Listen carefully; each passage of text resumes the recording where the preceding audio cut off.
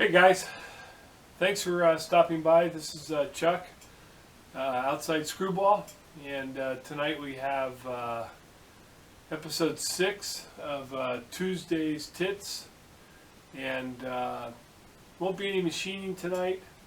I'm going to show you a little video of the continuation of the oil seal repair on my truck, and we got a visitor here. Old Howie boy just came in. I think I'll share. I don't think he's in the. I don't think he's there. He is. Might be in the video. I'll share you a little story about Howie today, and but the main thing here on today is I've got the definition of TiTs, and here it is. I don't know how well this is going to come up in today's video. But we're going to continue on, and I'll show you some information on this. If you remember, I did a video restoration, and I'm going to add on some more information about it.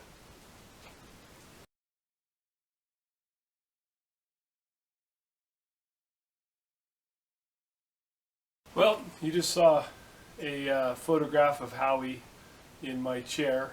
In the morning I get up and sit in that chair and watch YouTube videos, drink my morning coffee, and as soon as I exit that chair, Howie makes himself comfortable in it. But I wanted to tell you a little story about Howie today. So to start off with, I'm reading this book called Merle's Door. And my buddy Carl the other day, I was overseeing him, and he suggested that I read it. He picked it up from the library and said, go ahead and read it before I take it back.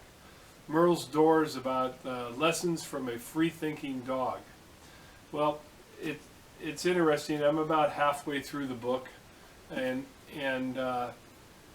Howie came from up in the Napa-Sonoma area. He was living in a truck with the owner and another dog, and pretty much had free run along the Russian River there, and here it's a little different life for him. And so today I took him for a walk, and I decided, I'll go down by the freeway where the creek is. They put in a walking path down there. And so we went down there, and the closer we got to the creek, the more excited he got. And once we got past the pathway and kind of into the weeds, pretty hard to control him.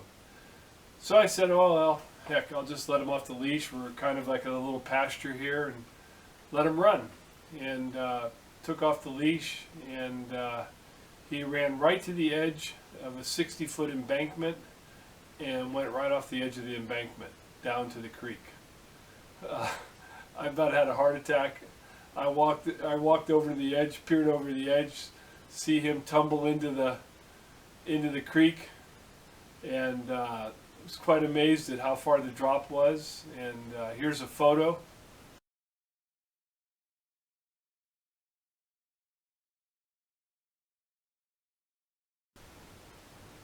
And back from that photo, and I don't think the photo really shows the sheerness of that edge that he went over.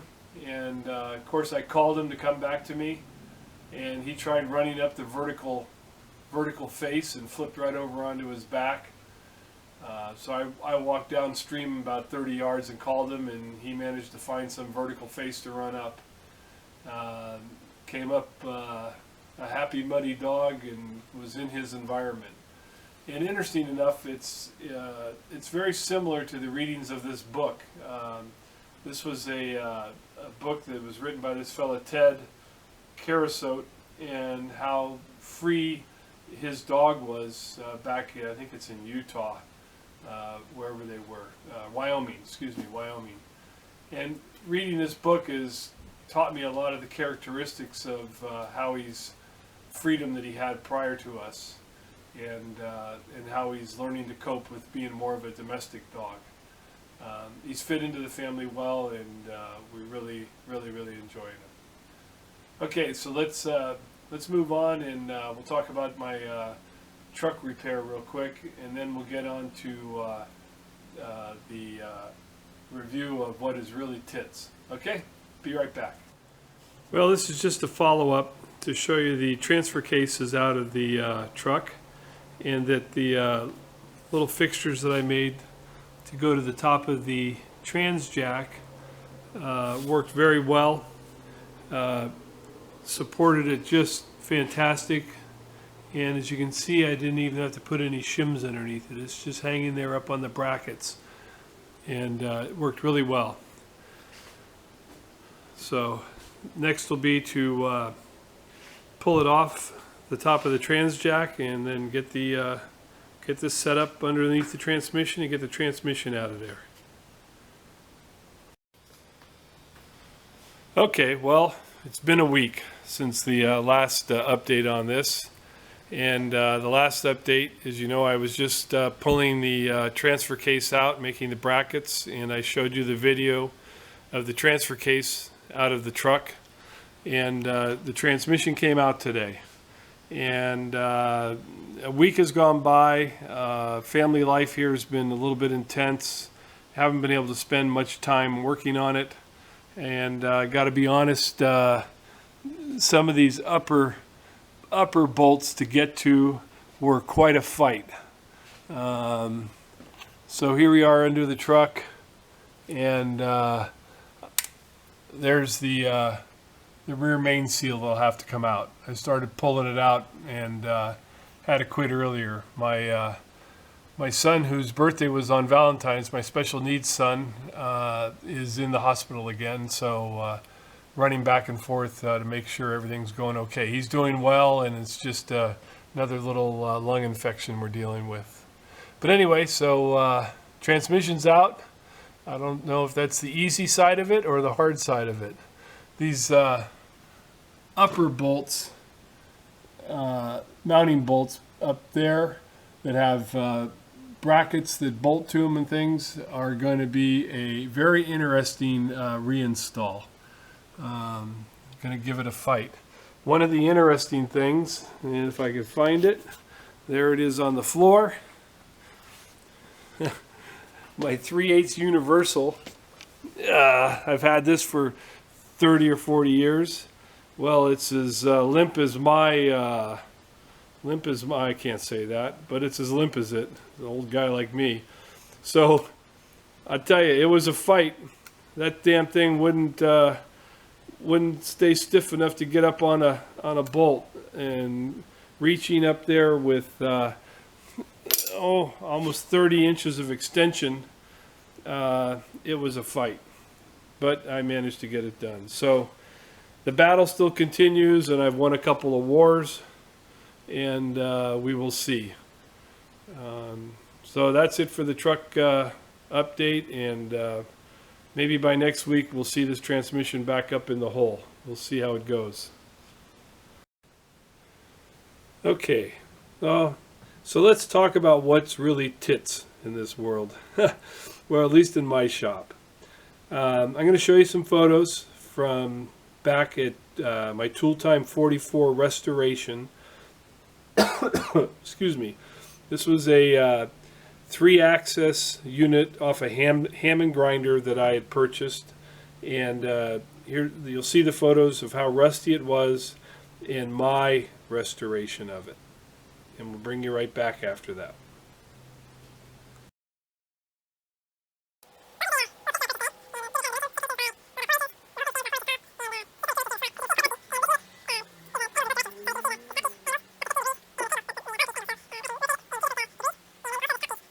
Get a view of it.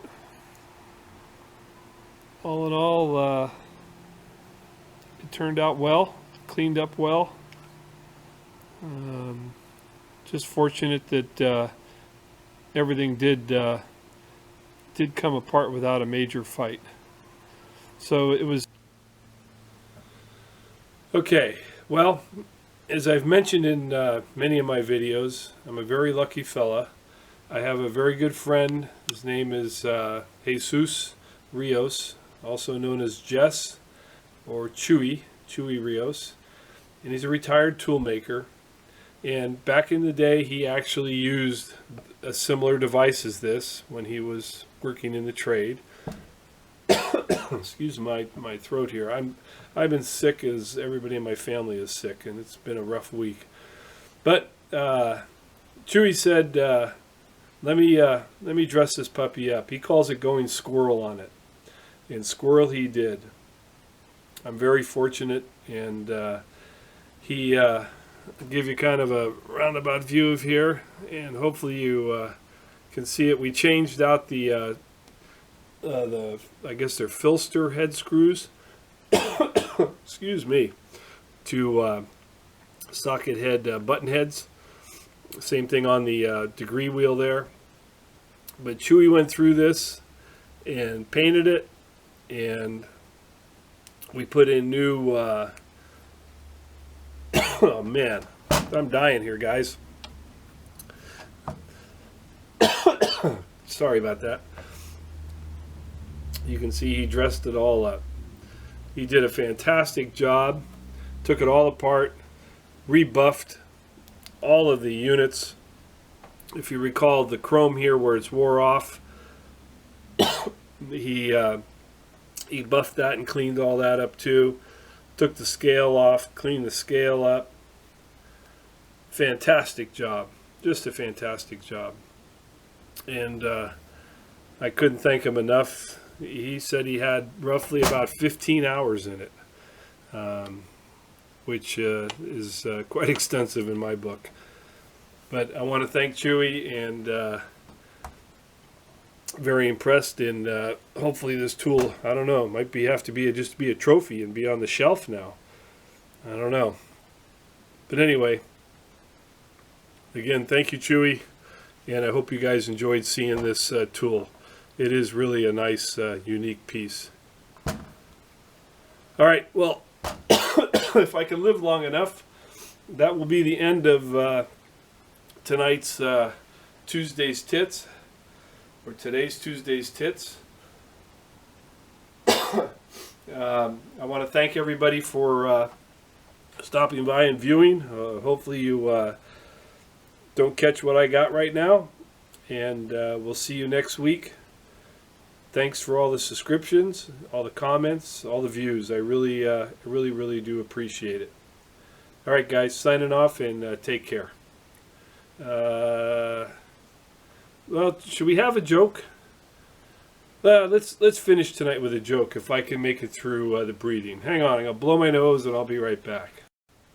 Okay, I'm so excited about this tool that, as I tell my joke, we're gonna gaze upon the beautiful set of tits here, or the tits work that Chewy did. Okay, this is from my buddy Herb Blair down in Texas. So this machinist, of course, every joke has to become a machinist joke. This machinist goes to the bar, and he walks up to a young lady and asks her to dance, and she says sure. And as she stands up to start to the dance floor, she notices how large his belt buckle is, and says, "My, what a large belt buckle you have." And he says, "Honey, I'm from Texas, and everything's big in Texas." Well, they got along real well. They had a few dances, had a few drinks, and she opted to decide to head home with them. And so they got out to the parking lot and walked up to his car, and she stared at the car and she said, "Oh my goodness, look at the size of your car." And he says, "Honey," he says, "I'm from Texas, and everything's big in Texas." Well, they had a nice drive home, a lot of flirting, a lot of fun. And they got up into the house, and he started getting undressed, and he pulled down his pants, and she looked over at him and said, "Oh my goodness." And he says, "Honey," he says, "I've been telling you all night. I'm from Texas, and everything's big in Texas." Well, he hopped in the sack with her. He got on board, and he leaned over to her and he says, "Excuse me, honey." He says, "What part of Texas you from?" Take care, guys.